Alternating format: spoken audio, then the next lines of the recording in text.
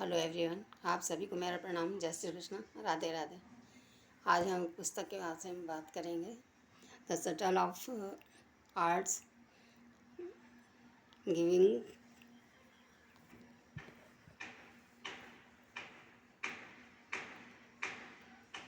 Giving एक ये marks Manson की लिखी हुई पुस्तक है। इसमें उन्होंने बताया है पहले तो वयस्क होने तक वो बहुत अपने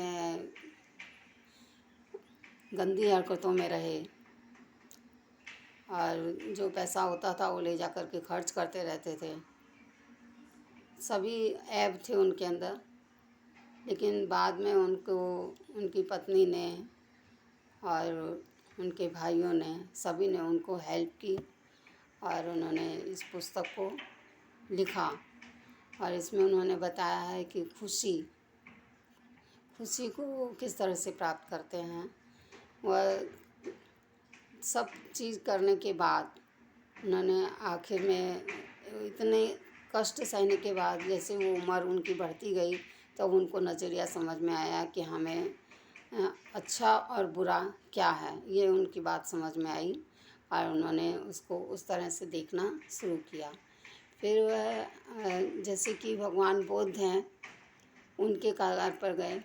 उन्होंने इसमें एक कहानी बताई है कि वो राजा होता है और वो अपने बच्चों को जो है एक बंद कमरे में बहुत बड़ी जगह पर अच्छी तरह से पालना चाहता है। वो बाहर की दुनिया नहीं दिखाना चाहता। वो उसको अच्छा जो चाहिए वो सब सामान उनको ला कर के वहाँ पर ही देता है। लेकिन वो उसके अंदर, राजा के बेटे के अंदर एक दिन ऐसी भावना आती है कि उसको जो भी कुछ वो ला कर देते थे उसे पसंद नहीं आता था, यानी उसके मन को नहीं भाता था। तो उसने एक दिन बहुत समय बीतने के बाद एक दिन वो दीवार लांघ कर और बाहर चला गया। जब बाहर जा कर के उसने देखा तो यहाँ तो बहुत पीड़ित लोग हैं। कोई भूख से मर रहा है, कोई प्यास से मर रहा है, कोई दर्द से मर रहा है।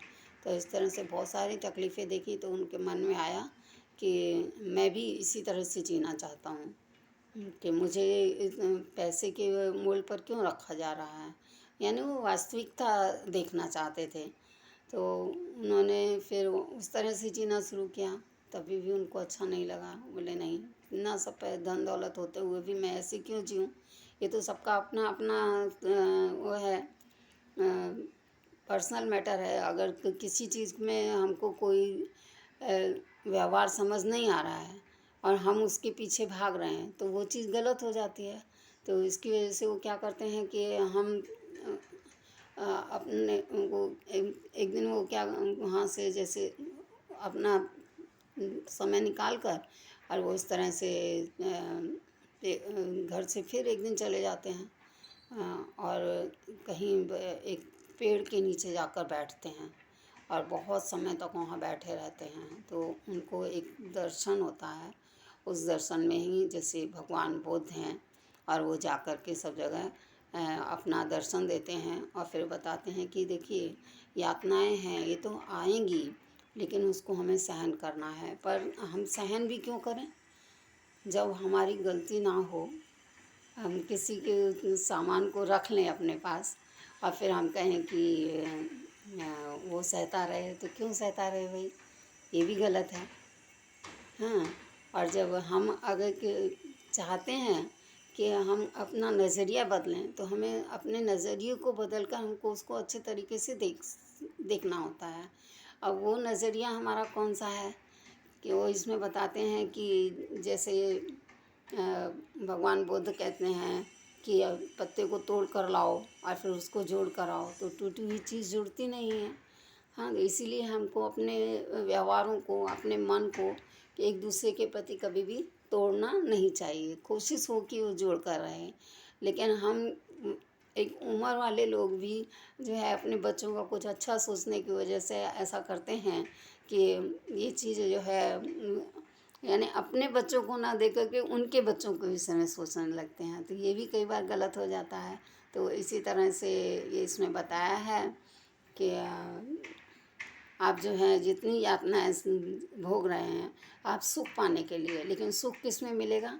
सुख तो जो हम अपने अंदर हृदय से अपने लक्ष्य पर अगर हम चलते रहेंगे और आपस के व्यवहार अगर सही होंगे, एक दूसरे से मिलना जुलना होता होगा, परिवार के लोग एक दूसरे से मिलते होंगे, तो बातें एक दूसरे के साथ साझा होती है। और साझा होने से कई बार हम लोग गलत भी हो सकते हैं, लेकिन गलतियों का एहसास ज़रूर होता है। फिर हम अभी इस पुस्तक के विषय में बता रहे हैं कि इसको आप पढ़िए, बहुत अच्छी पुस्तक है। अगर इंसान गलतियां करता है तो वो सुधरता ज़रूर है और उसका नज़रिया बदलता है। तो आप इसमें अगर देखेंगे तो आपको इसमें बहुत सारी भी चीज़ें पढ़ने को ऐसे मिलेंगी, जैसे उनकी पत्नी ने भी उनको बहुत अच्छा सहयोग दिया है, उनके जो दोस्त हैं, उनके भाई हैं, सभी ने उनको कोऑपरेट किया है और उन्होंने इस पुस्तक को पूरा किया। और इतना कहकर मैं आपको धन्यवाद करती हूँ। जय श्री कृष्णा, राधे राधे। आप इस पुस्तक को पढ़िए, बहुत अच्छी है।